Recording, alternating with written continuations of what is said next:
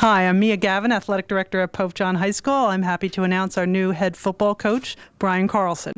I started out actually in Promise Catholic in the 80s, and then a quick stint at Montclair State where I played. I was the captain there in 83, and then I went over to Kane University, coached as an assistant there, then went into the head coach, and then went with Greg Toll last year, and in between that I was working with youth football. Well, we had about 22 people apply, and some phenomenal coaches, some former head coaches, some great assistants. And when the dust settles, and after much research on Brian, including a full day of research in Bergen County, he doesn't know that we snuck out one day and I brought Vinnie Bello and Mia Gavin, and we took a tour of Bergen County, and we spoke with some of the most outstanding coaches there, and we didn't leave any stone unturned, and we asked all sorts of questions, and this candidate came up trumps. There was tremendous support, if you want to reflect on Jim's question, from the Sparta Bears. Letters, very erudite. Obviously they went to journalism school, Jim, you know, so they were great letters. But I think when the whole, as we said, the dust settled, I think there was an energy and enthusiasm that we detected, and I think me and Vinny would concur with that. So, but, you know, this is the first head coach in 43 years. Yeah. You know?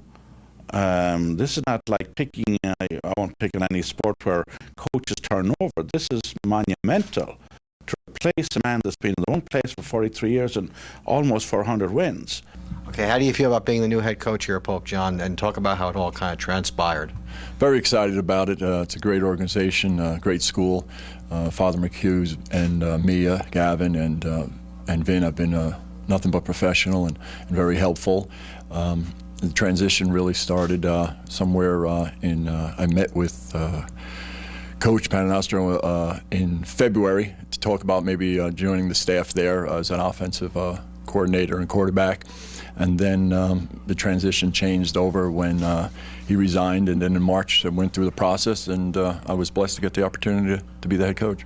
You talk about Coach Paternostro, all-time winningest coach in New Jersey. How do you feel about replacing such a legend in the area? Well, you said he's a legend, winningest coach in the state. Someone like that you don't replace. To me, he's like Joe Paterno of high school football. So obviously you can't replace someone of that nature. You know, we're just looking to put my stamp on it, and we're excited about it. Now, will you have to put together a staff? Talk about the process there. Yeah, we've, you know, being in football for a while, I've had a lot of people already contact me if I contacted them. So I have a short list of people that are very excited about continuing what's going on here in Pope John, and then we'll also open it up for some other people. Coach, you know, last year they had a great run in the state tournament, losing the Holy Spirit on a heartbreaker. I guess one of the goals is to get back there and get to the finals and win a state title.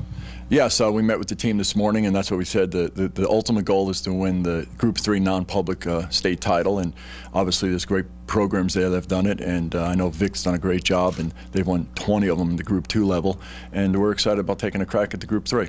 Can you talk about your coaching philosophy, what you want to establish here at Pope John? Yes, it's going to be very upbeat. We're going to run a spread offense.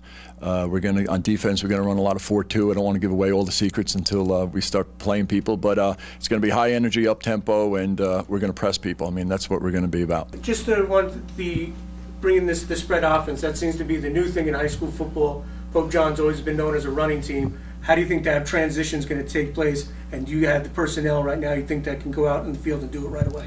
Oh yeah, we definitely have the personnel. We, you know, I looked at the individuals, and we have a lot of athletes, a lot of speed.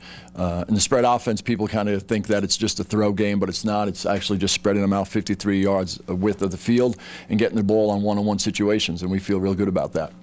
And also, obviously, as you said, Coach Paternostro, a legend. How are you going to try to put your stamp on it in the community as far as, you know, drawing kids? Well, I live in the community. I've been here 13 years. You know, I have coached CYO basketball. I coach lacrosse in the youth. So, I have a son and a daughter that are young. I'm very involved with the youth coaching. Know a lot of people, and I'm just excited for people to meet me. And I have an open door policy, and I'll be glad to talk to anybody. Coach, I got to ask you one more question. With all the stuff that went on, you know, with the rumors and and stuff. I'm sure people talk to you about it in town. How do you feel about all that? You know, with the way it all went down. You know, people have different sides of a story that you hear. You know, can you give us some insight, your thoughts on that?